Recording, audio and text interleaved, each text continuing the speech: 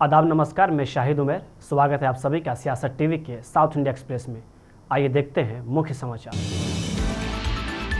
तेलंगाना के मुख्यमंत्री रेवंत रेड्डी ने भारत के 78वें स्वतंत्रता दिवस के अवसर पर आज हैदराबाद के गोलकोंडा किले में राष्ट्रीय ध्वज फहराया। उन्होंने सिकंदराबाद परेड मैदान में सेना शहीद स्मारक पर पुष्पांजलि अर्पित करके सैन्य नायकों को श्रद्धांजलि दी। स्वतंत्रता दिवस के मौके पर रेवंत रेड्डी ने कहा, आज हम सभी के लिए वह दिन है जब हमने ब्रिटिश गुलामी की जंजीरों को तोड़ा और आज़ादी की हवा में सांस ली। यह दिन हमारे देश के इतिहास में स्वर्ण अक्षरों में लिखा जाना चाहिए, क्योंकि हम गर्व से अपने राष्ट्र का झंडा फहराते हैं। इस पर्व पर भारत के सभी लोगों को स्वतंत्रता दिवस की शुभकामनाएं भी दी। केंद्रीय मंत्री जी किशन रेड्डी ने 78वें स्वतंत्रता दिवस के अवसर पर राष्ट्रीय ध्वज फहराया। केंद्रीय मंत्री जी किशन रेड्डी ने कहा कि भारत के 78वें स्वतंत्रता दिवस पर मैं सभी लोगों को हृदय से शुभकामनाएं देना चाहता हूं। भारत एक शक्तिशाली भारत बनना चाहिए। पीएम मोदी का सपना है कि 2047 तक देश विकसित बनना चाहिए। इसके लिए इस देश के 140 करोड़ लोगों को आगे आना चाहिए। 28 भारत के स्वतंत्रता दिवस के पर सभी लोगों को मैं हृदय से शुभकामनाएं देना चाहता हूं। खासकर जितने भी लाखों हमारे कोल सेक्टर में काम करने वाले हमारे एम्प्लॉइज़ को, ऑफिसर्स को भी, उनके परिवारों को भी इस संदर्भ में हृदय से अभिनंदन देना चाहता हूं। भारत एक शक्तिशाली भारत बनना चाहिए। आदरणीय प्रधानमंत्री नरेंद्र मोदी जी का स्वप्न है 2047 तक देश विकसित भारत होना चाहिए। इसके लिए सभी लोग 140 करोड़ लोग इस देश के विकसित भारत के लिए आगे आना चाहिए। आप किसान हो, ऑफिसर हो, स्टार्टअप कंपनी हो, बड़ा इंडस्ट्रियलिस्ट हो, एक गवर्नमेंट का एम्प्लॉय हो, प्राइवेट सेक्टर में काम करने वाले लोग हो, घर में रहने वाले माता हो, बहन हो, सभी लोग देश एक शक्तिशाली भारत बनना चाहिए। देश में एक सभी लोगों को रोजगार मिलना चाहिए और सभी सेक्टर में आगे बढ़ना चाहिए। इसी दृष्टिकोण में मैं सभी लोगों से अनुरोध करता हूं, आज फिर एक बार हम पुनरंकित होना चाहिए, प्लेडजी लेना चाहिए।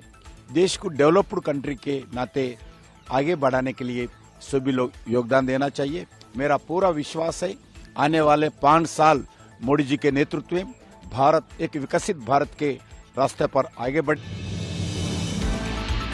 एआईसीसी ने तेलंगाना से राज्य परिषद के लिए आगामी उपचुनाव लड़ने के लिए पार्टी के उम्मीदवार के रूप में अभिषेक मनु सिंघवी की उम्मीदवारी को मंजूरी दे दी है। भारत निर्वाचन आयोग ने हाल ही में पूरे भारत में 12 रिक्त राज्यसभा सीटों के लिए उपचुनाव की तारीख 3 सितंबर घोषित की है। हाल ही में के केशव राव के इस्तीफे के बाद तेलंगाना की एमपी सीट के लिए उपचुनाव जरूरी हो गया था। कांग्रेस कार्य समिति के सदस्य और एआईसीसी के वरिष्ठ प्रवक्ता सिंघवी हाल ही में हिमाचल प्रदेश में ड्रॉ के आधार पर भाजपा के हर्ष महाजन से राज्यसभा सीट हार गए थे। हालांकि पार्टी के एक प्रमुख नेता होने के नाते राव के इस्तीफे के बाद सिंघवी पार्टी के शीर्ष पसंद बने हैं। कांग्रेस में लौटे केशव राव को हाल ही में राज्य सरकार का सलाहकार नियुक्त किया गया है। इस साल की शुरुआत में पार्टी ने एम अनिल कुमार यादव और रेणुका चौधरी को राज्य से राज्यसभा के लिए नामित किया था। अपना विदेश दौरा खत्म करने के बाद मुख्यमंत्री रेवंत रेड्डी बीआरएस विधायकों को फिर से अपनी पार्टी में शामिल करने की योजना बनाएंगे। अगले साल के जीएचएमसी चुनावों को ध्यान में रखते हुए सत्तारूढ़ पार्टी की ऊर्जा अब शहर में अधिक केंद्रित है, ताकि अगले साल चुनावों को प्रभावित करने के लिए अधिकतम संख्या हासिल की जा सके। अब तक जीएचएमसी के तहत विधानसभा क्षेत्रों का प्रतिनिधित्व करने वाले 4 विधायक पहले ही कांग्रेस में शामिल हो चुके हैं। अब तक कुल 10 विधायक और 6 एमएलसी पार्टी में शामिल हो चुके हैं। हालांकि विधायकों को वापस लाने की कोशिश कर रही बीआरएस पार्टी द्वारा लगातार दी जा रही चुनौतियों के कारण नेतृत्व ने नए सिरे से चुनाव लड़ने का फैसला किया है। बीआरएस ने हाल ही में गढ़वाल विधायक बंदला कृष्ण मोहन रेड्डी को वापस लाने की कोशिश की है, जबकि सत्तारूढ़ कांग्रेस बजट सत्र आयोजित करने में व्यस्त थी। इन प्रयासों से सतर्क होकर रेवंत ने कथित तौर पर अपनी कोर टीम से रणनीति बनाने के लिए कहा है।